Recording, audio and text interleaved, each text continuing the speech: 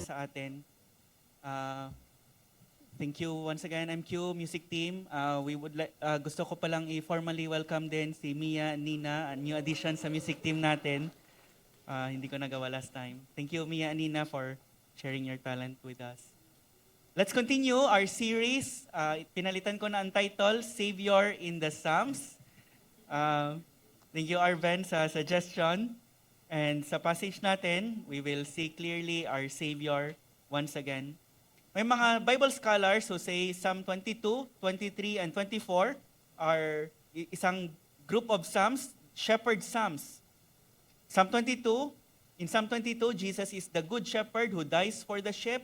Last week, my God, why have you forsaken me? Nakita natin ang crucifixion niya, na dinitalye, na hindi natin nalaman sa kay Matthew, Mark, and Luke, pero nakita natin sa Book of Psalms.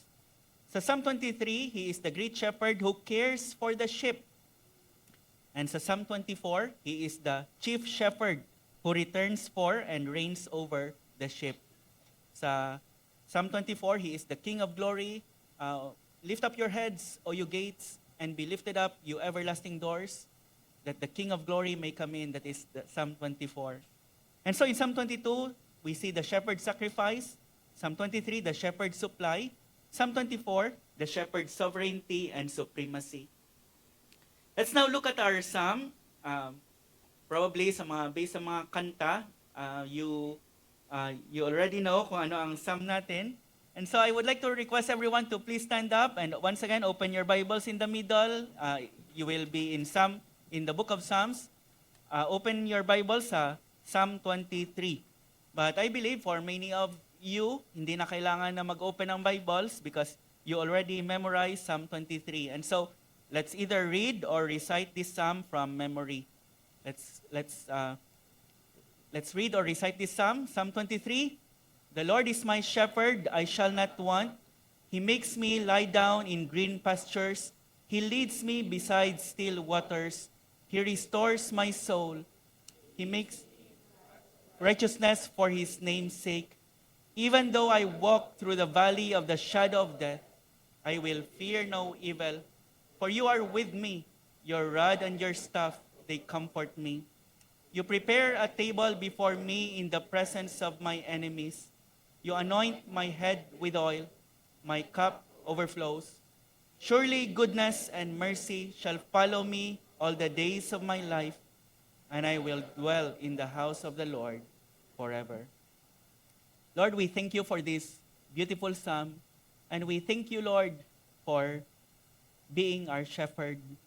We pray, Father, that you will help us as we meditate this psalm so that it will increase our trust and confidence in you, that you will carry us through, and your goodness and mercy will follow us all the days of our lives until we dwell in your house forever. We commit, Lord, our time of study of your word to you. Please be our teacher and be with us. In Jesus' name we pray. Amen. Please be seated, brothers and sisters, friends. I entitle our message this morning, the Song of a Satisfied Sheep. The Song of a Satisfied Sheep. That the song that we have just sung or we have just recited is the Song of a Satisfied Sheep. Ang Psalm 23 is one of the greatest poems ever written. One of the greatest poems ever written. Kilala ang psalm na ito around the world. This psalm has been cherished throughout the ages. The young and the old know it. New believers as well as seasoned saints are familiar with this psalm. Kahit na ang mga unbelievers familiar sa Psalm 23. They know Psalm 23. It had been rightly called the John 3:16 of the Old Testament, ang Psalm 23, because John 3:16 is the most memorized, most translated verse, most familiar verse to us. Psalm 23 is its equivalent, they say, sa Old Testament. It had been memorized, this psalm, by both children and adults. Ang psalm na ito ay binabasa sa mga sickbeds, nire-recite sa mga weddings, pinipreach sa mga funerals, at kinoconsult sa mga counselings. Sabi ng isang author, if people would just read through Psalm 23 each night before they went to bed, there would be less nervous breakdowns. But Psalm 23 is not a song that everyone can sing because not everyone are God's sheep. Not everyone has God for their shepherd.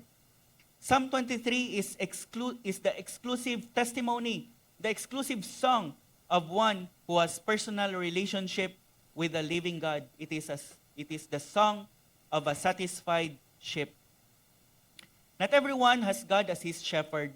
Not everyone can say, "The Lord is my shepherd." And the question for us this morning is he your shepherd? Is he really your shepherd? Can you really say, like David, "The Lord is my shepherd"? The description above, uh, the passage reads a Psalm of David. Pero ito lang ang alam natin na historical background sa psalm na ito. Hindi natin alam kung kailan ito sinulat ni David. Kung young shepherd boy pa siya, or nung king na siya ng Israel when he was a wise old king. We do not know kung sinulat niya ito during some peaceful moment of his life or during some difficult, turbulent season ng life niya. We are almost through studying 1 and 2 Samuel sa midweek worship natin. Naging familiar tayo sa life ni David. Before becoming a king, we know that David had been a shepherd. We had followed his life. He faithfully tended his father's sheep before he tended the flock of God, the people of Israel. He faithfully tended his father's sheep. He fed them, lead them, protected them, and cared for them. And as David reflected on the Lord's dealings with him throughout his life, nakita niya na ang mga ginagawa niya para sa mga sheep niya, ginagawa ng Panginoon para sa kanya, although way infinitely more. Just as a shepherd guides, protects, provides for, and cares for his flock, so the Lord had guided, protected, provided, and cared for David. And so si David, he joyfully confessed in this song of a satisfied sheep, "The Lord is my shepherd, I shall not want." Ito ang beauty ng poetry as compared to prose. Ang poetry captures using few words what would have taken paragraphs to expound. David could have said, "The Lord is my protector, my provider, my guide, my keeper, my comforter, my sustainer," and he can spend paragraphs explaining that. Pero sabi ni David, all of that is captured in this one statement, "The Lord is my shepherd." What would have taken paragraphs to explain, David captured in one beautiful expression, "The Lord is my shepherd, I shall not want." Isa sa mga ways to study a passage is to emphasize each word as you read it, or emphasize each phrase as you read it. Like, for example, "The Lord is my shepherd," "The Lord is my shepherd," "The Lord is my shepherd." Emphasize each word or each phrase. And when we do that, dito sa verse 1 pa lang ng Psalm 23, marami na tayong makikita. Firstly, we can see that He is a divine shepherd. The Lord, capital L, capital O, capital R, capital D, it means Yahweh in the Old Testament. That is why sa LSB, Legacy Standard Bible, Yahweh is my shepherd. Yahweh Himself, the covenant-keeping God of Israel, is our shepherd. He is not an ordinary human shepherd. He is a divine shepherd. He is the God of the Bible. Yahweh is my shepherd. He is a divine shepherd. Emphasizing the next word is, He is a present shepherd. Hindi nagsabi si David na He was my shepherd, He will be my shepherd, but the Lord is my shepherd right now. He is my shepherd. And lahat ng mga times sa future will become our present as we experience them. And He will always be there for you if you need Him. That is what the Psalm says. He will always be there for you whenever you need Him. The Lord is my shepherd. He is a divine and ever-present shepherd. Thirdly, He is a personal shepherd. The Lord is my shepherd. Hindi nagsabi si David, He is a shepherd, but the Lord is my shepherd. Hindi siya nagsabi, He is the shepherd of His people or the shepherd of Israel. But He said, He is my shepherd. And the question for us today is He your shepherd? Can you say for yourself, the Lord is my shepherd? Sabi ni Charles Spurgeon, the Prince of Preachers, if He be shepherd for no one else, the Lord is a shepherd to me. He cares for me, He watches over me, He preserves me. If He is a shepherd to no one else, He is a shepherd to me. The Lord is my shepherd. Is He your personal shepherd? He must be your shepherd. He is a divine, present, and personal shepherd, but not only that, He is a providing shepherd. I shall not want. Sabi ni David, even the young lions lack and hunger, but sabi niya, with God as his shepherd, kahit na sheep siya, hindi siya lion, he shall not want. Because the shepherd provides all that his sheep truly need. I shall not want. He is a providing, perfectly providing shepherd. He is a divine, present, personal, and providing shepherd. Because of that, we can really trust Him to take care of us and say, what shall I lack? What shall I need that God will not provide for me? The Lord is my shepherd, I shall not want. Actually, if you come to really think of it, ang statement na ito is remarkable when we consider the status of shepherds sa ancient times. Ang mga shepherds are generally among the lowly and humble members of the society. Hindi sila tinitingala, in fact, they are looked down. They spent their days in the fields, often dirty, isolated, and overlooked. Kailangan nilang puyat kung gabi habang natutulog ang lahat in order to feed their family. Shepherding, that is why yung naimbita sa birth ni Jesus Christ, mga shepherds sa field, watching their flocks by night. Shepherding was not a prestigious, honorable, or glamorous na position. And so to call God a shepherd is not the kind of title we would instinctively give to the King of the universe. Siguro if we say, the Lord is my King, the Lord is my ruler, okay pa. But the Lord is my shepherd, that seems almost too humble a title for the God of heaven and earth. We might think it would be an insult for us to call the infinitely holy, sovereign Lord as our shepherd had He not taken this title upon Himself. Had God not chosen this title for Himself, we would not dare assign such a lowly role, such a lowly position to the Almighty. But the glory of God's humility is that He Himself gladly took this title upon Himself. Sa Old Testament, several times, the Lord repeatedly described Himself as the shepherd of His people. For instance, sabi ng Panginoon in the book of Ezekiel, Ezekiel 34:11, "For thus says the Lord God, Behold, I myself will search for my sheep and will seek them out." And so He Himself took the title of being a shepherd for His people. And then in the New Testament, the Lord Jesus Christ, the great Son of David, openly declared, sabi niya, I am the good shepherd. I am the good shepherd. Sabi ni Jesus Christ, I am the good shepherd. What a condescension, what a marvel of God's grace. The God who rules the universe is not ashamed to be called our shepherd. God Almighty becomes a shepherd so that His sheep may be cared for, protected, guided, and ultimately saved. Si John Stott, sabi niya, the Christian cannot read or sing Psalm 23 without thinking about Jesus Christ, who dared to reapply this metaphor from Jehovah to Himself. We can really see the Savior in this psalm. Sa Hebrews chapter 13, verse 20, Jesus Christ is called the great shepherd of the sheep.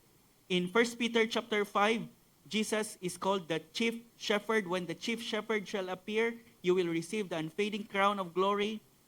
Isa ito sa mga proofs ng deity ni Jesus Christ. Jesus Christ is deity, is God. And this is one of the proofs. Sa Old Testament, si Yahweh, ang Panginoon ang shepherd ng kanyang mga people.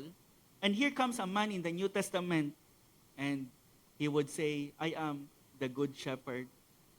In fact, isa ito sa mga I am statements sa book of John. Jesus Christ is the great I am. Last week, nakita natin ang condescension ng great I am.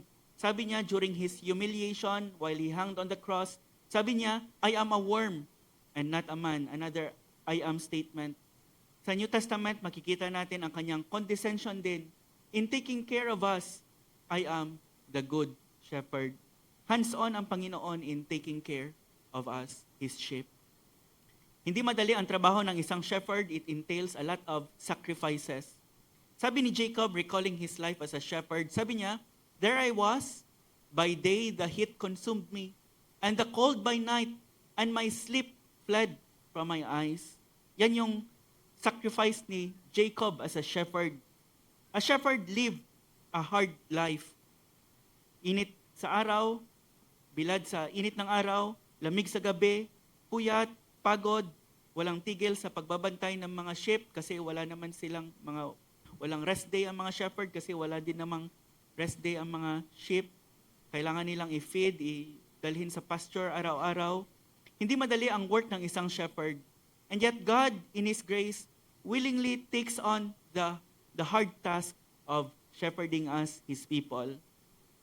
But the work of the shepherd demanded even more than mere hard work. A shepherd might be called to risk, even give his own life for the sheep. You remember, sabi ni David, when he convinced Saul to fight Goliath, sabi niya, he as a shepherd, he fought both lion and bear in order to rescue his father's sheep. A faithful shepherd was willing to put himself in harm's way for the sake of his flock. When David's son and David's Lord came, he said, I am the good shepherd. The good shepherd lays down his life for the sheep. The good shepherd lays down his life for the sheep. If you are Christ's sheep, He died for you. He laid down His life in order to save you. The psalm began with a wonderful declaration, the Lord is my shepherd, I shall not want. If the Lord is our shepherd, then we shall not lack anything that we truly need. The shepherd takes full responsibility for the care of his sheep. At sa rest ng psalm, in-unfold ni David ang various needs of the sheep that the shepherd promises to provide for, to supply. Isa-isahin natin kung ano ang mga needs na ito. Firstly, our shepherd promises to provide us with rest. He promises to provide us with rest. He makes me lie down in green pastures.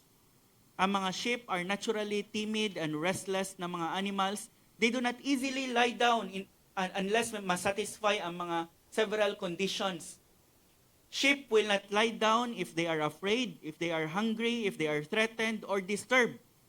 Before a sheep can rest, it must feel safe. That is why this verse is so beautiful. David does not say that the sheep found green pastures on their own.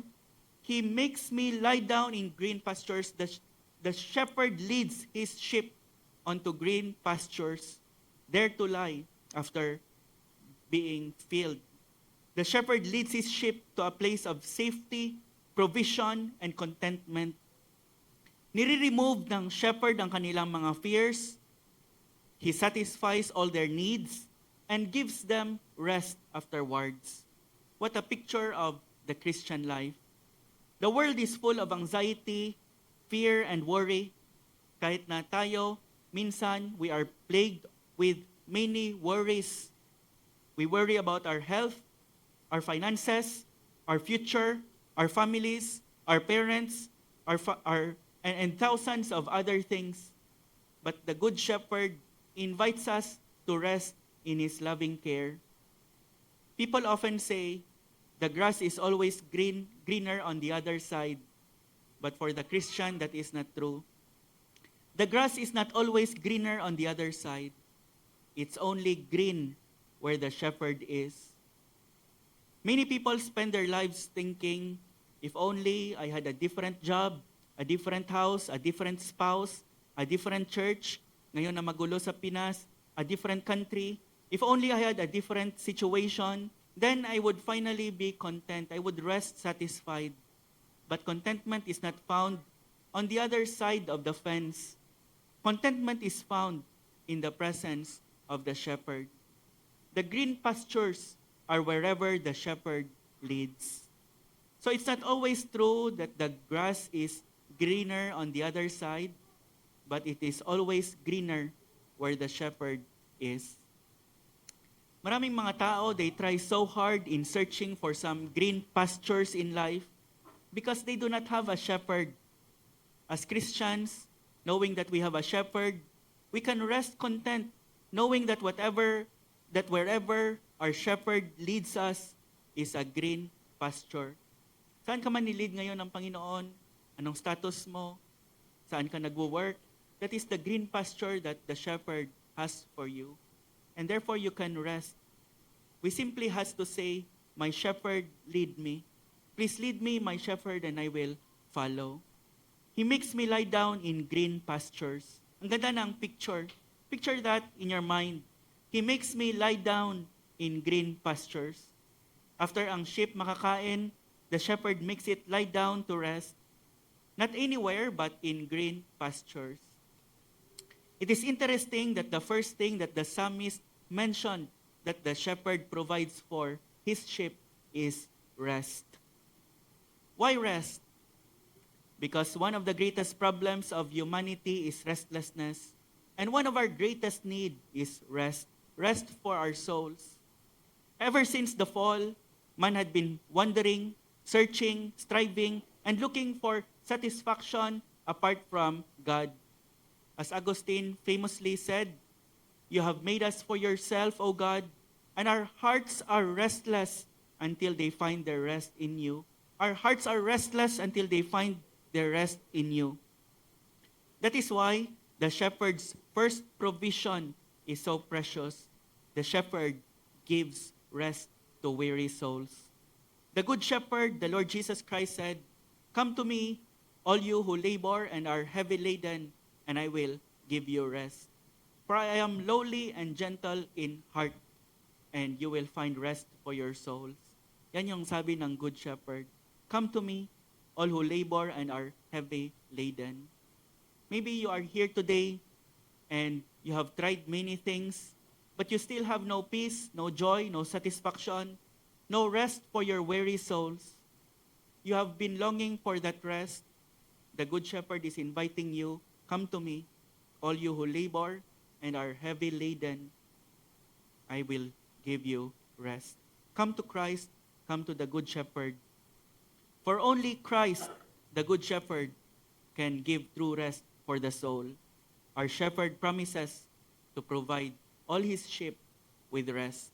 Secondly, he promises to provide his sheep with refreshments, Sabi ng verse in verse 2, He leads me beside still waters to be refreshed. Just as a sheep need food, they also need water. A sheep cannot survive for long without drinking.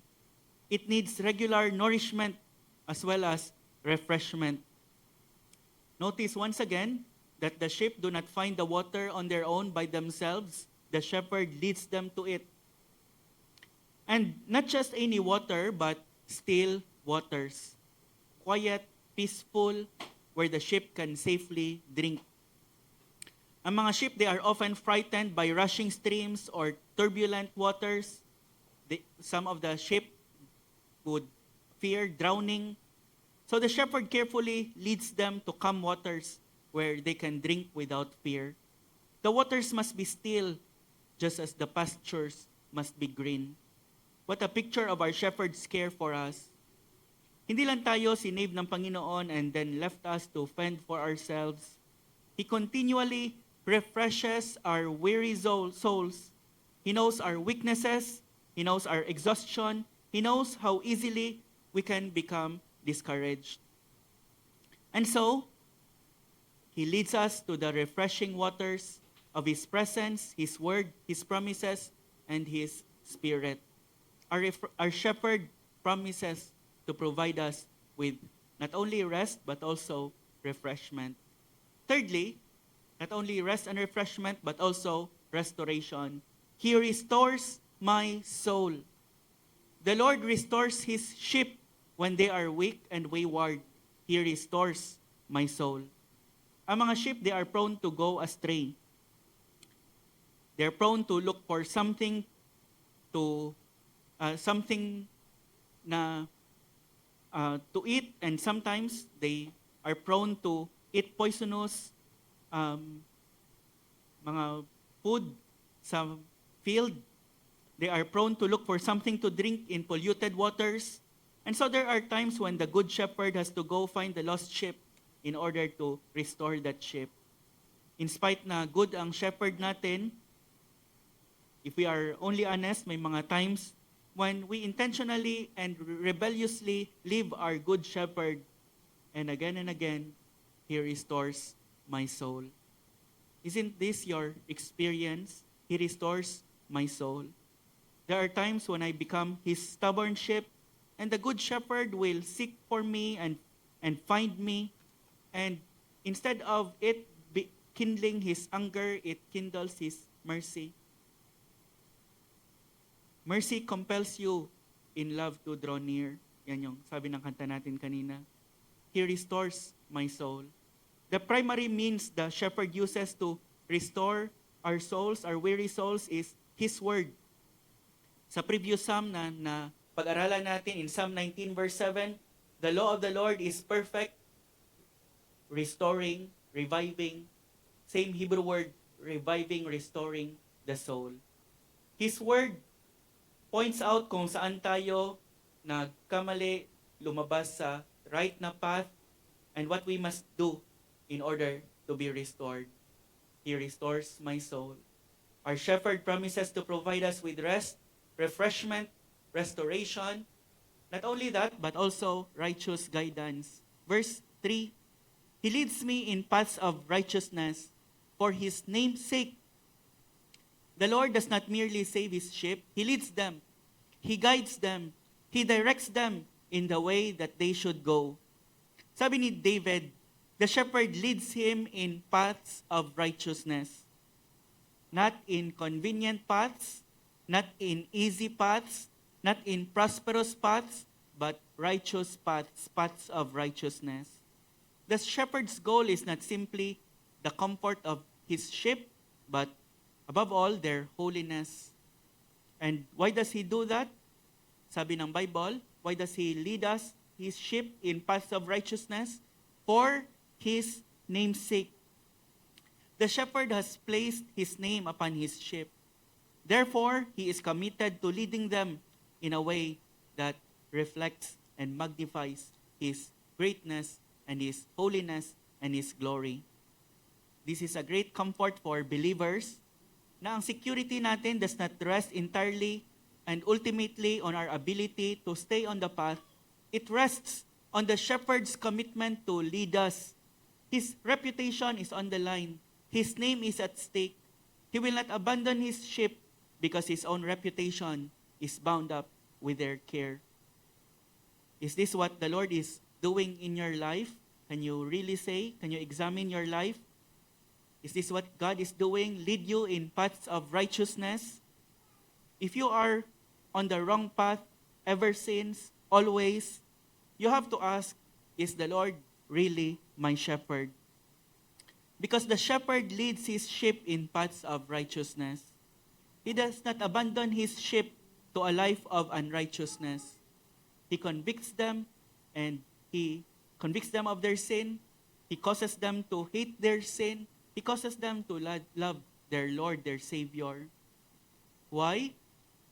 Because His name is at stake. A true sheep may wander, but it cannot be comfortable wandering forever because the shepherd leads him in paths of righteousness. One of the evidences that He is your shepherd is that He is leading you in paths of righteousness and you delight to follow. Our shepherd promises to provide us with rest, refreshment, restoration, righteous guidance, Fifthly, He also promises to provide us with reassurance. Even though I walk through the valley of the shadow of death, I will fear no evil, for you are with me. Your rod and your staff, they comfort me. Dito sa verse 4, may abrupt change of scenery. David is no longer in green pastures or by still waters. He is now in a deep, dark valley. David did not say, "Because the Lord is my shepherd, I will never walk through the dark and dangerous valleys of life." Hindi yan ang sinabi ni David. Sometimes, the shepherd himself will lead his sheep through these dark valleys. There will be valleys of sickness, valleys of griefs, valleys of disappointments, valleys of persecutions, valleys of uncertainties, and one day, for all of us, the valley of death itself, the valley of the shadow of death. But notice kung ano ang nagbibigay kay David ng confidence. It is not the absence of the valley, it is the presence of the shepherd. I will fear no evil, for you are with me. You are with me.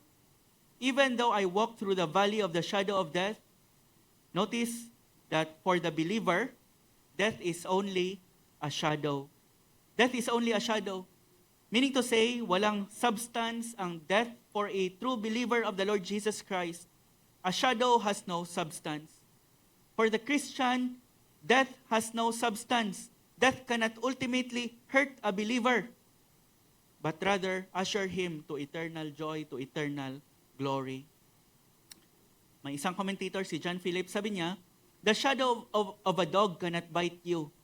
Nakaranas na ba kayo na makagat ng shadow ng aso? The shadow of a dog cannot bite you. The shadow of a sword cannot kill you, sabi niya. In the same way, sabi niya, the shadow of death cannot harm a child of God. The shadow of death cannot harm a child of God because it has no substance. And you cannot have a shadow at the same time unless there is light ahead. A shadow means there is light ahead. And for the Christian, there is always light ahead. That is why death is a shadow. The darkest valley is never the final destination of God's sheep. Beyond the valley stands the shepherd, the all-glorious shepherd himself. Beyond the valley shines the light of God's presence himself. A Christian may pass through the valley of the shadow of death, but he is moving towards glory. Even though I walk through the valley of the shadow of death, I will fear no evil, for you are with me. Take note ng change ng pronoun from he to you. In verses 1 to 3, David speaks about the shepherd. He makes me lie down. He leads me. He restores my soul. But when David entered the valley, the dark valley, the valley of the shadow of death, he no longer speaks merely about the shepherd. He begins to speak to the shepherd. My change of pronoun from the third person to the second. You are with me. Not anymore, he is with me, but you are with me. He begins to pray and to talk to his shepherd. Suffering has a way of turning our theology into prayer. Sabi ni David, even though I walk through the valley of the shadow of death, I will fear no evil. Why? 2 reasons. Number 1, you are with me. You are always with me. I am never alone. You are always with me. Sabi ng Isaiah chapter 41 verse 10, sabi ng Panginoon, "Fear not, for I am with you. Be not dismayed, for I am your God. I will strengthen you. I will help you. I will uphold you with my righteous right hand." Sabi ng Panginoon, I will always be with you.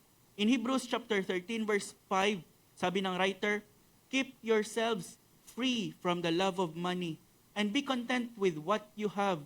For he himself has said, I will never leave you nor forsake you." You are always with me. God's reassuring presence. Last week, nakita natin in Psalm 22, narinig natin ang cry ng Good Shepherd, my God, why have you forsaken me?" On the cross, the Good Shepherd endured abandonment so that his people would never be abandoned by their God. God forsook Christ so that he would never forsake us. Jesus experienced separation from God so that we would never experience separation from our God. You are always with me. In the valley of the shadow of death, God abandoned His Son, our good shepherd. My God, why have you forsaken me? So that in the hour of our death, when we pass through the valley of the shadow of death, our God will always be there. You are always with me.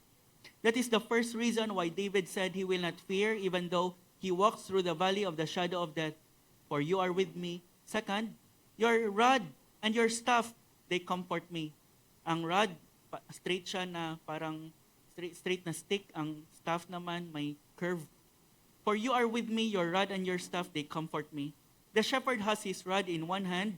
It's to beat away ang mga predators that may attack in the dark valley. And the staff, on the other hand, is to pull the sheep close when the sheep would when the sheep tends to go away and when it is in danger of falling in some ravines in that dark valley. Both the rod and the staff are symbols of the shepherd's care. And so sabi ni David, every time makikita ko ang rod mo at ang staff mo, they are both a comfort to me. They comfort me. They reassure me of your love and care. Our shepherd promises to provide us with rest, refreshment, restoration, righteous guidance, reassurance, and sixth, He promises to provide us with refuge. You prepare a table before me in the presence of my enemies. Nag-shift ang metaphor ni David from God being a good shepherd to God being his gracious host. Sa verses 1 through 4, David is a sheep in God's flock. In verses 5 to 6, David is now a guest in God's house. At sabi ni David, as a guest in God's house, I am abundantly supplied. I am a beneficiary of God's gracious hospitality. Sa study natin sa 1 and 2 Samuel, you remember that David had many enemies. Goliath, Saul, mga Philistines, later si Absalom, mga Ammonites, David had many enemies. He was constantly on the run from his enemies. He constantly needed a place of refuge, a safe place to hide. At sa passage natin, parang nakakita siya ng bahay at kumatok siya and the door opened. A man opened the door and the man welcomed him as if he had been expecting David all along. Dinala niya si David sa isang room para makapagpahinga and then sabi niya, when you are ready, I have prepared a dinner for you. And when David walked into the dining room, it is not just an ordinary meal, but a great banquet. And as he eats, all his enemies are outside watching him eat his dinner. Nilagay ko dyan ang refuge dahil ang phrase na, you prepare a table before me in the presence of my enemies has a rich cultural significance sa time ni David. The phrase is more than a picture of provision. It is a picture of protection. This is because sa ancient Near East, ang custom of hospitality means that as long as a person is under your roof, you are responsible for that person's safety and welfare. You remember si Lot sa book of Genesis when the angels came into his house as visitors? The men of Sodom surrounded the house and demanded that the visitors be handed over to them. But Lot refused. Lot will never give up his visitors. In fact, he went so far as to offer his daughters instead. Lot's action may be extreme, but it demonstrates how seriously the duty of protecting one's guests was taken in that culture. Same ang nangyari sa book of Judges. If you remember, may isang old man na in-invite niya ang isang Levite, young Levite na matutulog lang sana sa square, sa city square, and in-invite niya sa bahay niya. Later, nakita yon ng mga tao, mga tinatawag ng Bible na worthless fellows, and they demanded that the young Levite be brought out so that they could abuse him. But the old man would rather give his daughter instead of giving up his guest. Now sa kay Lot, mga angels yon, probably alam ni Lot, pero ito hindi niya kakilala, but he would rather give his daughter para lang maproteksyonan ang kanyang visitor, ang kanyang guest. That is, once again, extreme to give your daughter para sa isang visitor, but it simply reveals kung gaano ka-serious ang pag-take nila ng sacred duty of hospitality sa culture nila. This helps us understanding verse 5 of Psalm 23. When David says, "You prepare a table before me in the presence of my enemies," he is not merely talking about a meal, he is describing the security of a guest under the protection of his host. The enemies are still present, but they are powerless. The enemies are still nearby, but they cannot touch even a single hair of David because he is protected by his gracious host, who is the Lord himself. David is so secure under the Lord's care that he can sit down and enjoy a meal in total, complete peace. Hindi siya parang ang picture dito, hindi parang nagmamadali siya na ubusin ang pagkain dahil may nakaabang. He is not constantly, anxiously looking over his shoulder. Ang picture dito is complete ease na kumakain. Appetizer muna, then soup, then main course, then dessert, then after may kape pa, no rush. Why? Because the shepherd has become his host and the host has guaranteed his safety. The shepherd not only feeds his sheep, he shelters them. He becomes their refuge from the enemy. Once again, if you become a Christian, it does not mean that you will have no more enemies and your life will be easy. In fact, na-learn natin sa book of Ephesians, you will spend your life not in a playground but in a battleground. You will have plenty of enemies. Satan and his demons will hate you and will do their best to destroy you. You will have many wicked adversaries. At sabi ng Psalm, God will not immediately remove your enemies. He will remove them in time, but not yet. But for the meantime, He will spread a feast for you in their very presence. God will let your enemies watch as you feast at the table that God, your good shepherd, provided for you. Your enemies become His enemies, and as your gracious host, He will do His best so that they can never touch you. What confidence this should give you as a believer.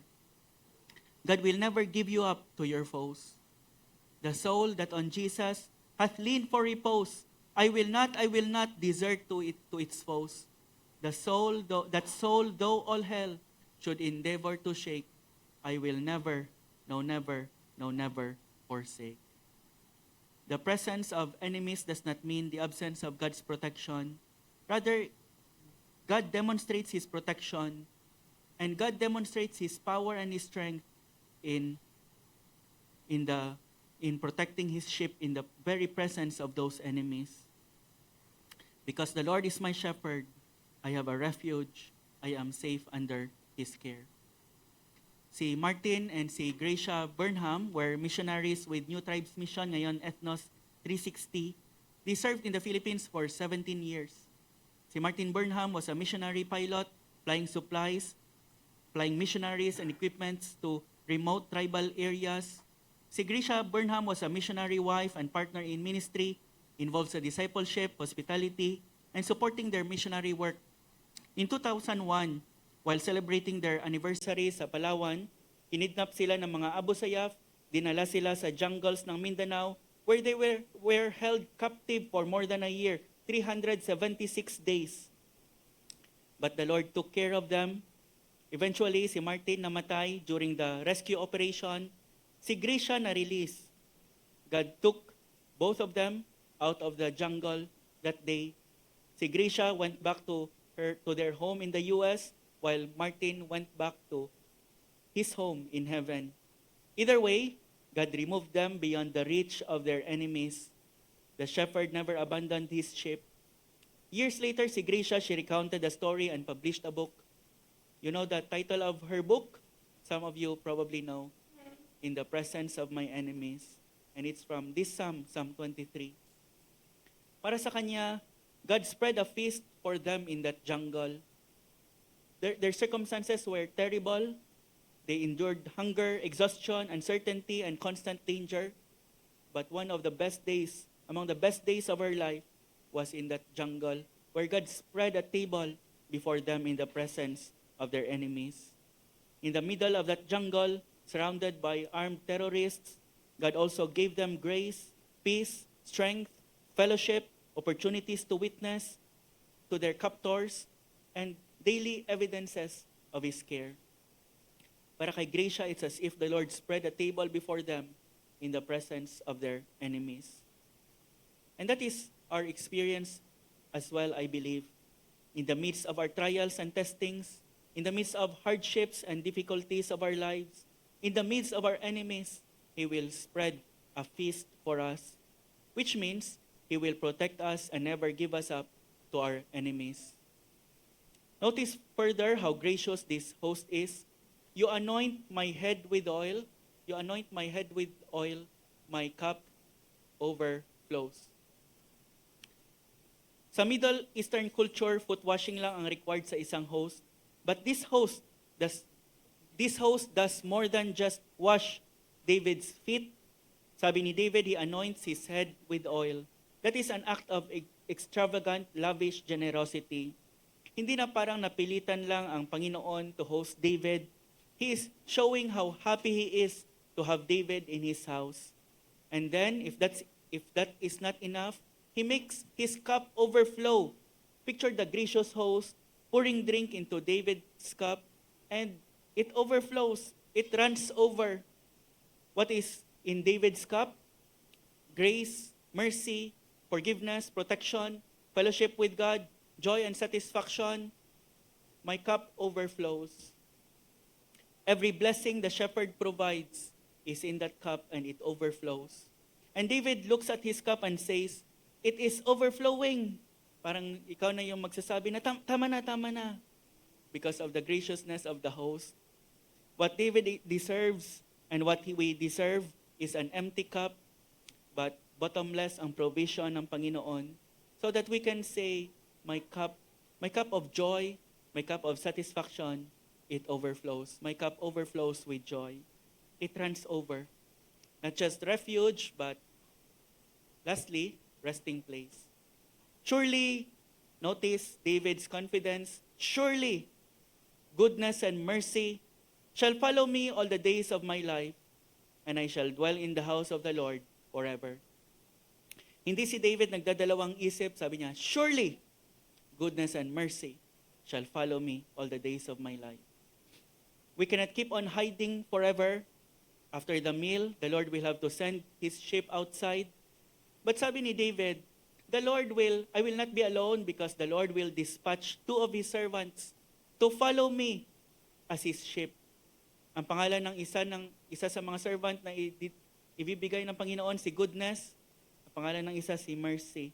Surely goodness and mercy shall follow me all the days of my life. This is actually a figure of speech, si Goodness and si Mercy. They will follow me and all the days of my life. Bakit dalawa talaga?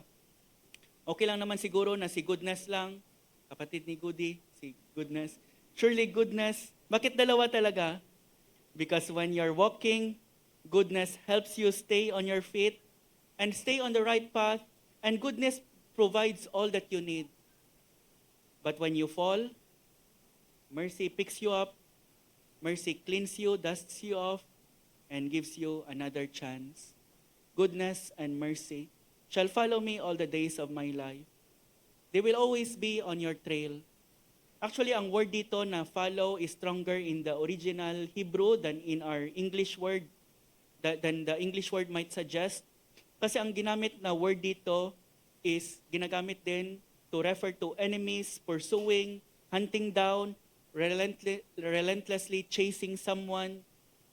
For instance, ang word na ito ang ginamit sa 1 Samuel 23:25, where it says, Saul and his men were pursuing, following, same word, pursuing David.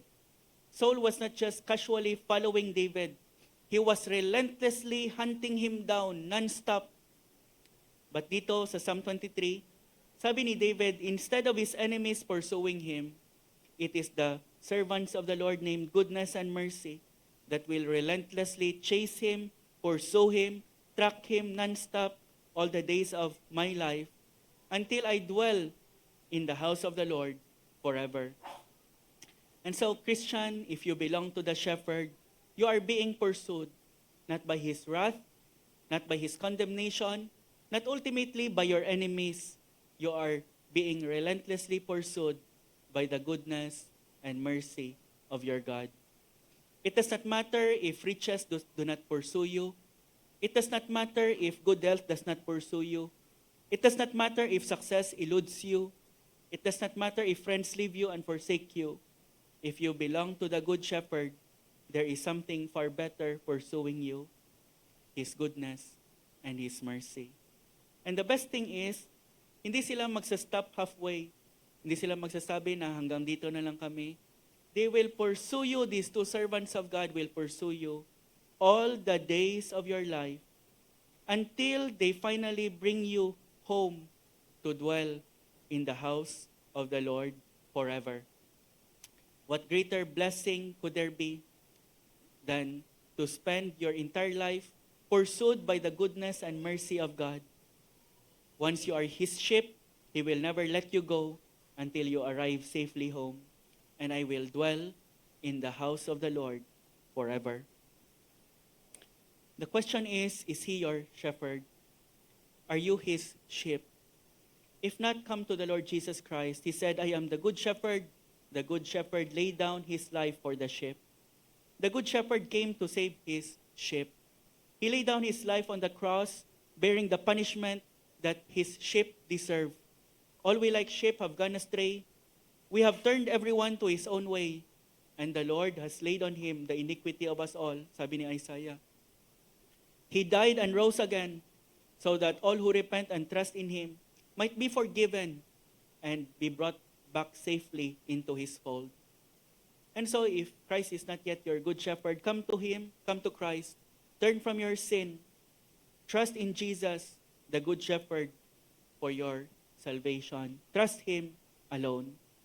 And if you do, you too will be able to say with David, the Lord is my shepherd, I shall not want.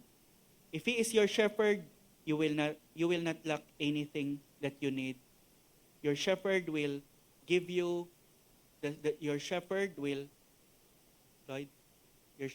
give you rest, refreshment, restoration, righteous guidance, reassurance, refuge, and resting place.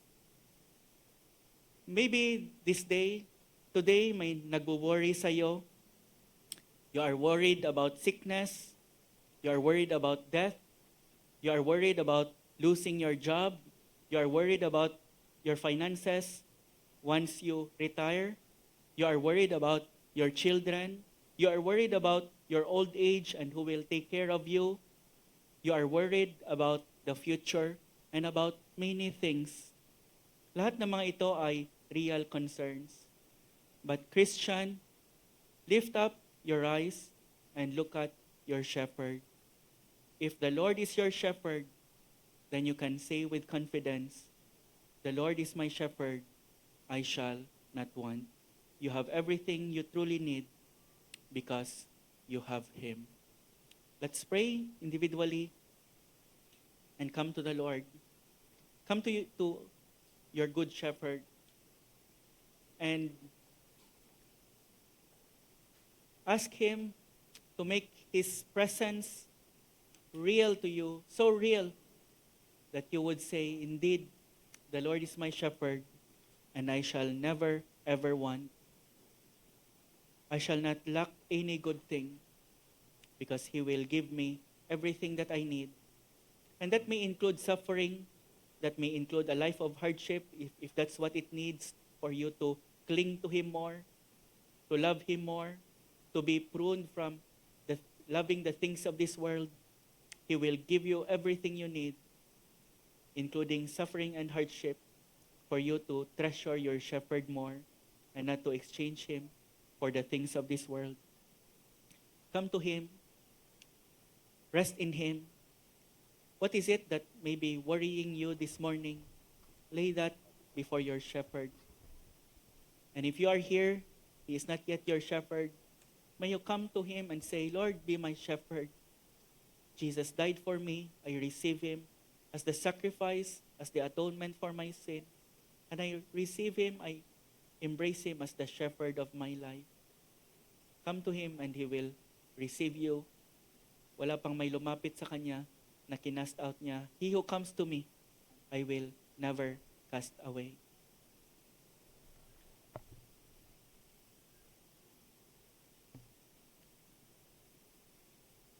Lord, we are worthless sheep. We have nothing that you would set your eyes, your favor upon us. But we thank you, O Lord, that you loved us and you chose us to be your sheep, and you even gave your life and died for us, Lord Jesus. Thank you, Father, that all that we need in this life and even eternity, you will graciously provide for us.